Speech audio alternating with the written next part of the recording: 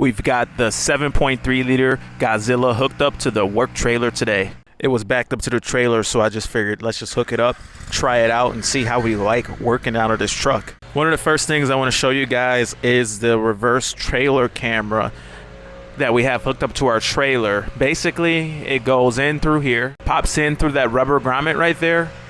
Then it just sits on top of the rail here in the trailer. The wire dives down in the corner, goes all the way down. Then it pops out underneath the trailer through the hole, routes underneath. The extra is bundled up, and then it's secured along the tongue of the trailer, along the inside tongue.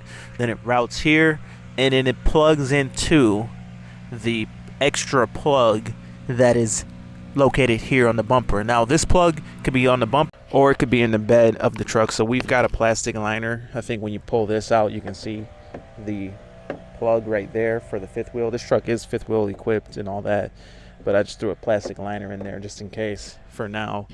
Maybe I'll get a spray in later down the road. It just works out to have the plastic for now. If I'll go ahead and daily this truck, I'll get a spray in, get it work out a lot nicer that way. But we have our weight safe hitch hooked up.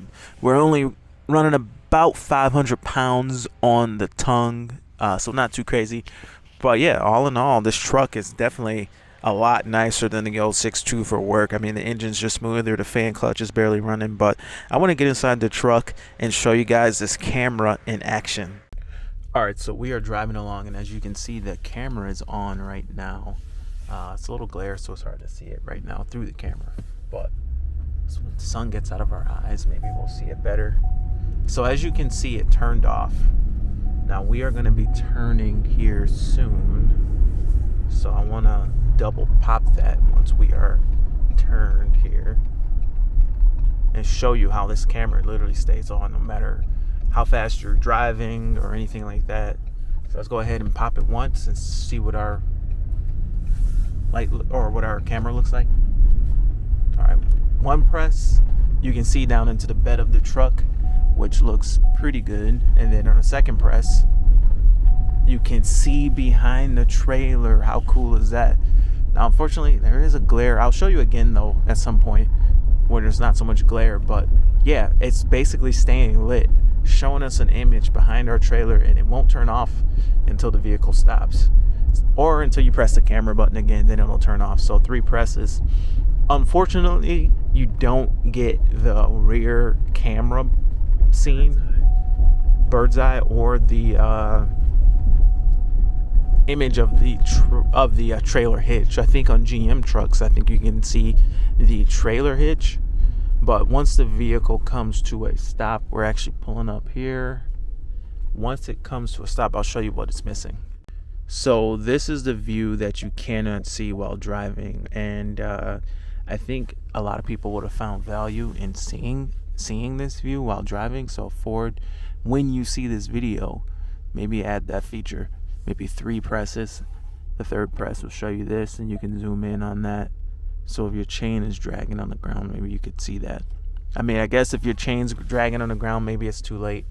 But anyway, we're gonna go ahead and get back to work, and if I notice anything cool about this 22 7.3, I'll touch base again. Anyway, see you guys in a few. All right, guys, this is where we really use our reverse camera. So basically, we're pretty much oncoming traffic right now, and we gotta back this truck down the street here. So here we go in reverse. And the reason I like to face oncoming traffic here is because if you just back in here, people just drive at you all crazy. But when you're seeing them, when you're looking at them in the eye, they don't really drive at you crazy. So it's super difficult to back in here unless I'm facing traffic. So here's a look at the camera.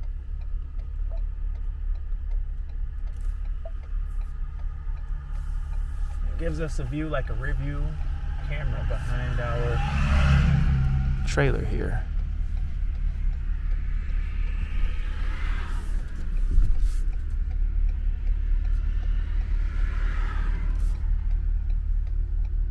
All right.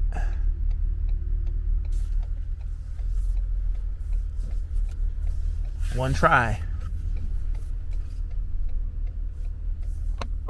How cool is that?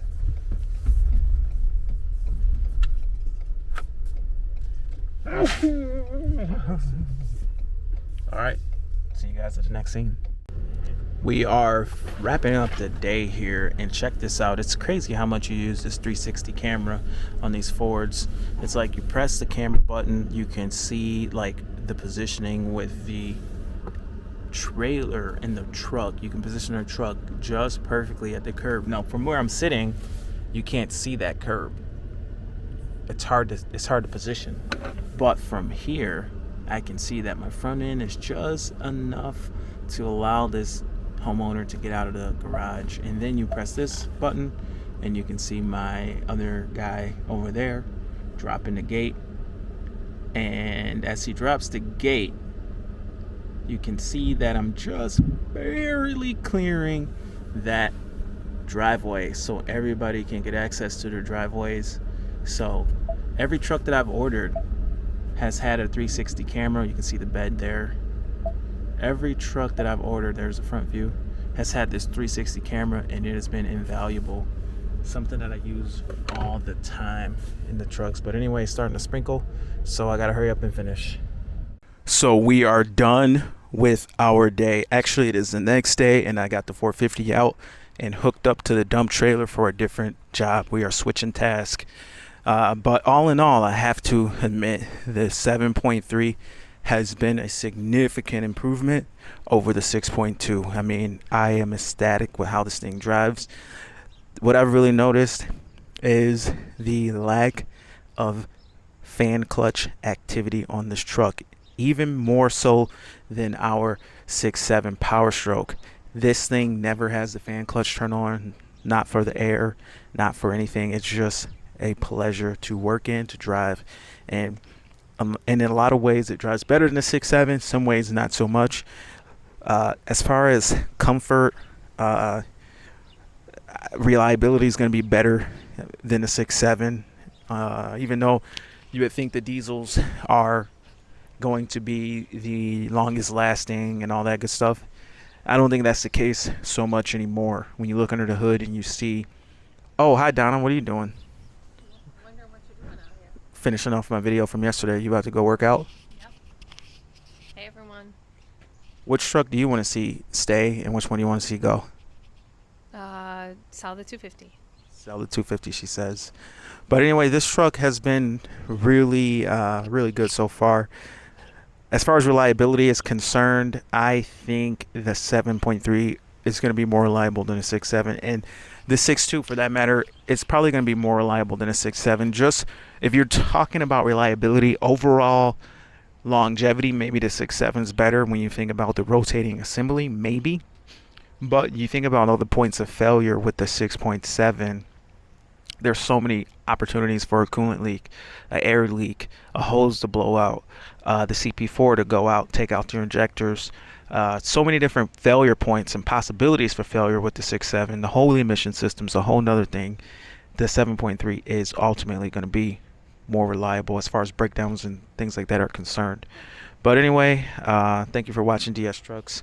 That's going to be it for today's video. See you guys in the next one. Thank you for joining us, Donna. Always. Over and out.